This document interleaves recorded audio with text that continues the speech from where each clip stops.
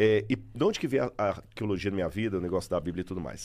Eu sou um misto interessante. Por isso que o meu livro chama-se O Ceticismo da Fé. Porque eu Você era cético? Demais. Sou ainda. Para muitas coisas eu sou cético. Tipo o quê? Vou dar um exemplo para você. Se não existe Deus, por que é algo ao invés de nada? Eu acho que existe Deus, porque, tipo, o mundão tão perfeito assim. Tipo, tudo. Mano, quando começa a falar de corpo humano, do que tudo funciona, e tem o sistema digestivo e tudo é. Sabe, liga aos pontos, não tem um nó desatado, eu falo assim. É Deus, né? É algo, pelo menos, que não mostraram até agora. E isso é Deus. Aí que você me mostra o meu ceticismo. Eu sou cético demais para acreditar na visão ateia de que tudo isso é obra do acaso. Entendi. Eu também. Eu sou também. cético porque, assim, já provou que o universo teve um começo. Há modelos diferentes. Tá. O mais clássico é o Big Bang. Alguns aceitam o Big Bang, outros não. Há questionamentos sérios ao Big Bang. Mas não importa qual modelo cosmológico você adote, o universo teve um começo. Aí eu jogo... Essa pergunta, na verdade, não é minha, é de Parmênides. Por que há algo ao invés de nada? Sendo que do nada, nada se faz. Por ser cético em relação à possibilidade de que do nada possa surgir algo, eu sou obrigado a acreditar que ao invés de nada, havia alguém chamado Deus. É lógico que eu estou simplificando aqui. Tá, mas o Deus, ele vivia sozinho? Ele era... Ele vivia... Tipo, ele não vivia em comunidade? Ele é um ser que vive só? Olha que interessante. O Santo Tomás de Aquino, um famoso teólogo católico do século XII, XIII, Tomás de Aquino dizia o seguinte: Deus é amor. Se Deus é amor, ele tem que ter um objeto desse amor. Isso significa que o ser de Deus é único, mas é plural em pessoas. Ele falava isso até para já dar uma argumentação filosófica a favor da trindade. Que Deus é triuno, é um Deus, mas são várias pessoas. Ou seja, Cristo sempre existiu por toda a eternidade com o Espírito Santo e com Deus Pai. Então sempre houve Jesus Cristo. Sim. Não houve um tempo em que Deus não houvesse. Tá. Aliás, vou até fazer um paradoxo aqui. Deus não existe. Deus é. Porque existir, existere do latim, é uma coisa que é tirada da outra. Né? Deus não nasceu. O tempo nasceu. Deus é anterior a isso. Não estou dizendo que Deus é atemporal, mas pelo menos o tempo como nós medimos, ele teve um começo. Eu vou colocar aqui, os cosmólogos que me perdoem, eu vou falar do Big Bang. Eu estou falando porque muitas pessoas acham que o Big Bang não é o melhor modelo. Tá bom? Então, eu vou colocar o Big Bang só à guisa de ilustração. Suponhamos que seja o modelo do Big Bang que está certo. Teve um instante, zero, em que tudo começou. Matéria, energia, tempo e espaço. Antes desse minuto zero, não havia espaço. Não havia tempo. Isso pra mim é muito doido. Isso é muito louco. Não havia nada. Então, para ter tudo depois, eu tenho que ter uma causa disso, e é Aristóteles que fala isso. Eu tenho que ter uma causa primária que justifica a existência de tudo depois. Agora, essa causa primária não pode ser presa a nenhuma das coisas que vão surgir depois dela. Tá. Então, essa causa primária, em primeiro lugar, ela tem que ser eterna, porque ela criou o tempo. Então, ela existia antes do tempo. Essa causa primária tem que ser onipresente, porque não existiu espaço e ela já existia. Essa causa primária tem que ser intencional, porque as coisas passaram a existir com uma intenção. Até tem uma outra... eu quero lembrar quem foi o autor que perguntou isso, que ele falou o seguinte: por que a música ao invés de ruído? Por quê? Essa é a pergunta. Porque tem que ter alguém que fez a partitura. Entendeu? Comparando as coisas a uma orquestra, as coisas não são ruídos soltos. Deixa eu fazer uma pergunta. Tem lógica, você me lúdica. falou, né? A cabeça, o cabelo, os olhos, o rosto. Nossa, muito legal. Então, eu quero te fazer até uma pergunta lúdica, porque se Deus cria todos nós, assim, como imagem e semelhança dele, ele é algo físico, mas ele... ou não? Ele se parece com a gente ou não? E eu sei que... Não sei se você tem essa resposta, não sei se você ou já viu, assim. Eu nunca vi, mas já senti. Só que isso é muito louco pra mim, porque falam, pô, ele é imagem e semelhança nossa. Aí eu fico tipo assim, como é que ele é, mano?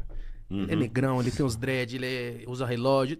Não, isso aqui são perguntas bestas. Não são bestas. Mas são Acho tipo que assim... não. Pergunta... Mas são perguntas que eu me faço, porque eu quero... Tenho essa curiosidade do finito, assim. Será que é finito ou é infinito? Eu fico, tipo, muito nessa. Só eu fico tão...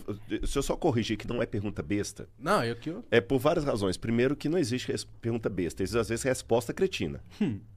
Mas a pergunta sincera, ela é pô. bem-vinda. Ela faz parte do diálogo. Segundo, todo o verdadeiro teólogo, crente, ele questiona. Jesus questionou, Deus meu, por que me desamparou? Então, Jesus também fez pergunta besta. E terceiro, muitas perguntas que vocês estão fazendo, eu fico feliz, porque eu vejo as perguntas que os teólogos fizeram no povo.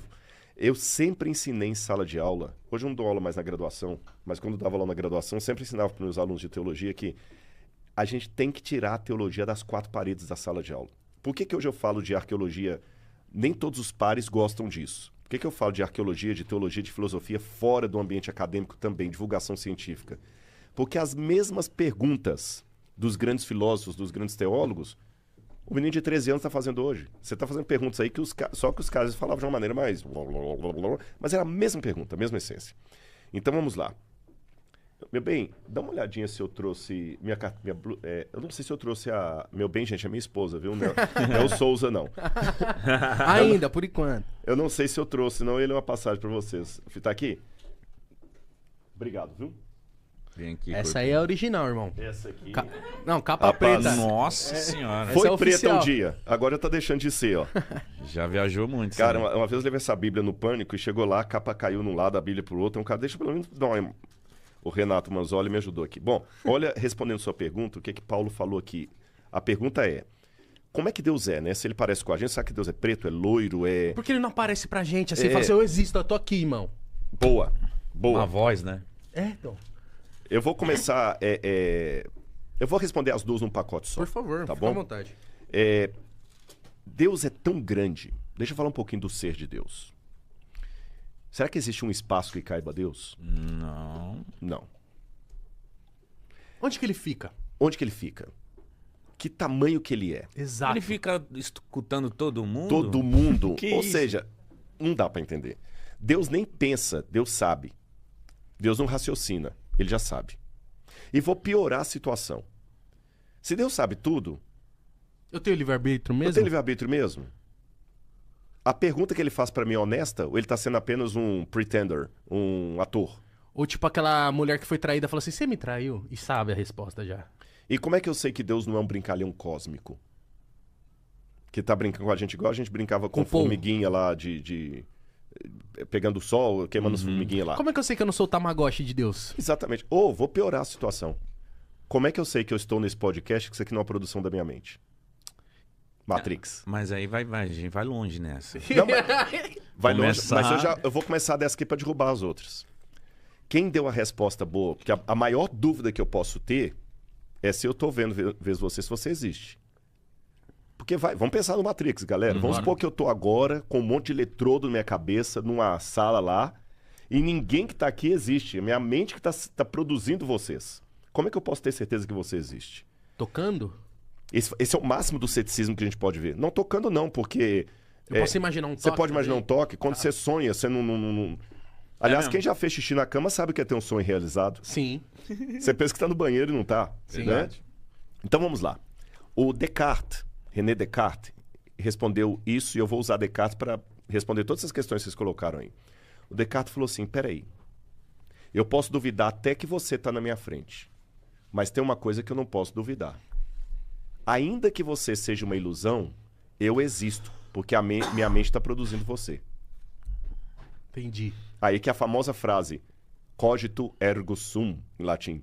Penso, Logo existo. Eu não tenho como duvidar da minha existência. Então eu também não duvido da minha. Exatamente. Tá certo? Sim. Então eu existo. Ainda que você seja uma ilusão, eu estou produzindo você. Mas para eu existir, eu sei que eu não sou eterno. Então tem que ter algo que me produziu. Então eu já sou obrigado, a partir da minha existência, a admitir a existência do outro. E esse outro, para ser alguém que realmente justifica tudo, tem que ser um outro com O maiúsculo. Então tem esse Deus. Agora, ele é tão grandioso, tão grandioso, tão grandioso, o que eu posso falar dele? O Santo Tomás de Aquino, que eu citei no início, ele dizia que a teologia só fala do que Deus não é, porque o que Deus é em essência ninguém sabe. Mas eu tenho uma boa notícia para vocês. A Bíblia diz aqui, olha, Colossenses, Paulo fala como é que é essa questão da imagem de Deus, como é que nós podemos conhecer a Deus. Filipenses capítulo 1, versículo 3 diz assim: Ele nos libertou do poder das trevas e nos transportou para o reino do seu Filho amado, em quem temos a remissão, a redenção dos pecados. Ele, está falando de Cristo, é a imagem do Deus invisível, o primogênito de toda a criação. Pois nele foram criadas todas as coisas, no céu e sobre a terra, visíveis e invisíveis, sejam tronos, soberanos, potestades, tudo foi criado por meio dele e para ele. Então, Paulo está explicando aqui que Jesus é a imagem visível, interessante isso, do Deus invisível, porque tudo foi criado nele. Aí você vai para o Evangelho de João, ele fala assim: no princípio era o Verbo, e o Verbo estava com Deus, e o Verbo era Deus. Ele estava no princípio com Deus. Todas as coisas foram feitas por ele, e sem ele nada do que foi feito se fez. E o Verbo se fez carne, verso 10, verso 18, e habitou entre nós. Verso 14, e habitou entre nós. Deus falava com Jesus? Bingo. Jesus e Deus estavam em pé de igualdade. Tá bom? Ele só se materializou e foi pra terra? Exatamente. Só que um pouquinho antes disso, o que a gente percebe? Aqui tá falando até antes da terra, tá falando da criação. Tá, do antes do antes. Do antes do antes. Mano. Aí você vai para Provérbios 8, fala que quando Deus fazia tudo isso, tinha um companheiro de Deus ali na eternidade, que Provérbios chama de a sabedoria, Chokhmah. Então Deus tinha uma pessoa com ele. E essa sabedoria de Provérbios era o próprio Deus. Porque Provérbios fala que a sabedoria, você pode pecar contra ela, você só pode pecar contra Deus. Que a sabedoria guia os homens, ela cria os homens, ela recebe reverência dos homens. A sabedoria pode ter um templo, então essa sabedoria tem que ser Deus. João fala que o verbo, logos, sabedoria, estava com Deus e era Deus. E Paulo, que eu li no início, fala que ele, tudo foi feito nele e ele também estava com Deus. Então o que eu entendi aqui? Tinha Deus Pai e Deus Filho. Eu vou deixar o Espírito Santo de lado um pouquinho. Vou deixar também, tinha o Espírito Santo. Mas vou enfatizar o Pai e o Filho. Vamos criar? Vamos. Por que Deus resolveu criar? Essa resposta eu não tenho. Lembra que eu falei que eu ia ser honesto? Exato. Só que ao mesmo tempo que eu não tenho essa resposta, eu vou abrir uma notinha de rodapé aqui e volto para o texto. Eu não sei por que Deus resolveu criar. Mas sabe como é que eu lido com essa pergunta não respondida? Como? Da mesma maneira que eu lido com o fato de uma mulher linda como a Laura resolver casar comigo. Não, sério. Paixão. Paixão. Até hoje, olha assim, mas por que... Gente, Amor. por que a Laura me amou? Eu não sei. Você é amável. Obrigado. Mas de qualquer maneira, eu olho assim e falei, poxa, eu não tenho a resposta. Acho que nem ela, nem você tem. Por que você ama a Maria e não o João? Sim. Você não tem, mas amou. Então, já que eu não tenho a resposta, há questões filosóficas que eu não vou perder tempo com elas. Eu vou curtir o amor da Laura. Mesmo Porque eu não tenha vejo resposta. que tem pessoas também que procuram essas brechas filosóficas também pra insistir numa parada também muito chata. E ficar Não sofrendo. existe, não existe, não existe. Ah. É, ficar sofrendo. Então, assim, não sei por que a Laura resolveu me amar. Não tô nem aí se eu não vou saber. Eu ganhei foi na loto com ela, com ela me amando e tô